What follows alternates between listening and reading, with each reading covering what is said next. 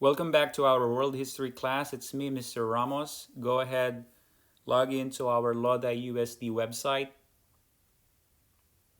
Clever Portal, Cengage Learning, and log into our world history book using your email address. We have English and Spanish editions here. Unit 5, Medieval and Renaissance. Then Chapter 12, Renaissance and the Reformation. Section 1, Lesson 2, New Styles and Techniques, pages 326 to 327.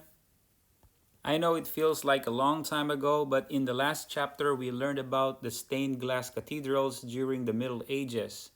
So the walls of these churches seemed to stretch to the sky, but heavy brick blocks were often placed on outside the cathedral to support its soaring walls. As you'll see, in the Renaissance, it's like the rebirth. Architects would try to find another, less visible means of support. So the Renaissance, the main idea in this lesson is the Renaissance inspired new forms of expression in art, literature, and architecture. Again, this lesson is divided into three. The first section is art and literature, then architecture, then the review and assess questions. Now let's go to the first part of this lesson, art and architecture. Just like in the past, I will only discuss the key vocabs, the ones that are highlighted or that are in bold letters. Unlike the early medieval arts, which are typically flat and dull, Renaissance artists came up with a technique called perspective to produce an impression of depth and distance.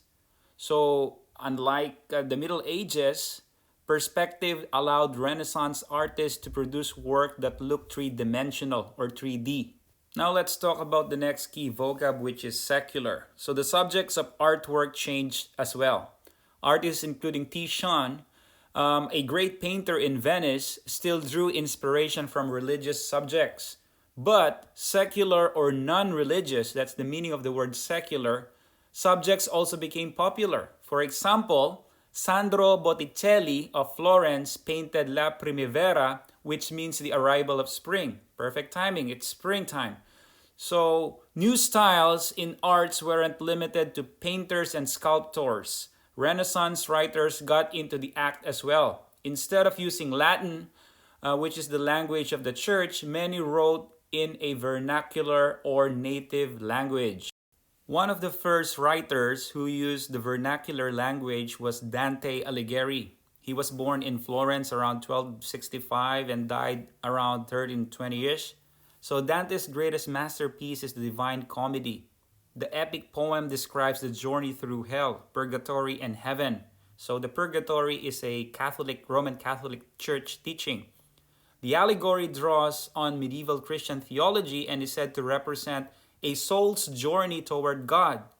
Dante wrote the poem in the vernacular, in their native language, because he believed that the development of a literary Italian language would strengthen Italian culture. In fact, the Italian became the literary language in Western Europe for several centuries. All this because Dante chose to use his native language instead of using the mainstream, more popular Latin language during his time. Here is an example of a Renaissance art that is three-dimensional.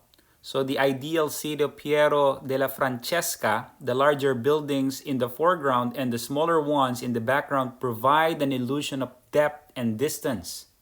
While this is common in our time today, during the Renaissance, this is an advanced technique of doing arts.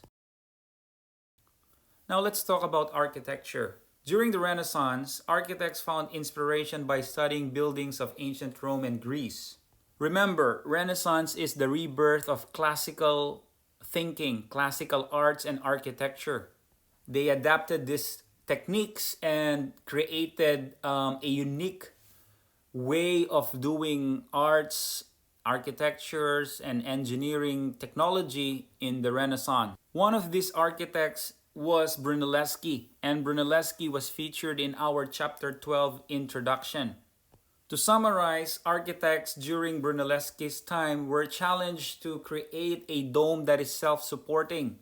So Brunelleschi won this competition and proposed to build a dome where one is nested inside the other. The effect would be of a dome rising effortlessly in the air, a technique that was never done before.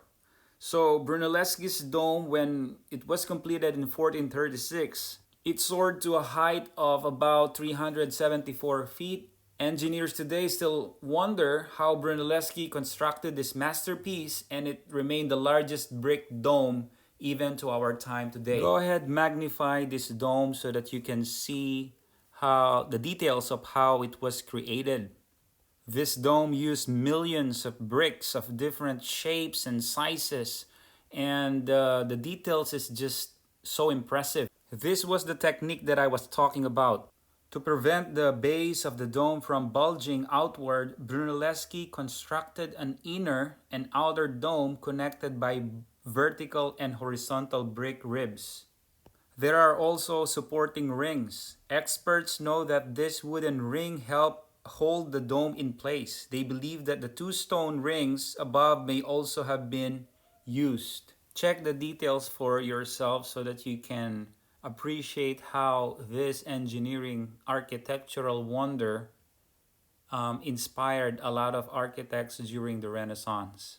Now let's go to the review and assess questions. Number 1, reading check. What new techniques did Renaissance artists use?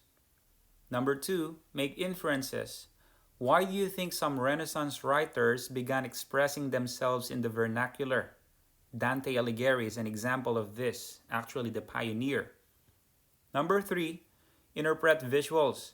What difficulties do you think the builders of the dome encountered during its construction? Think about Brunelleschi and what are the challenges he encountered in building this cathedral in Florence, Italy. There you have it. Now go to our Google Classroom and answer the check for understanding questions. And don't forget to post your answers before its deadline. Thank you.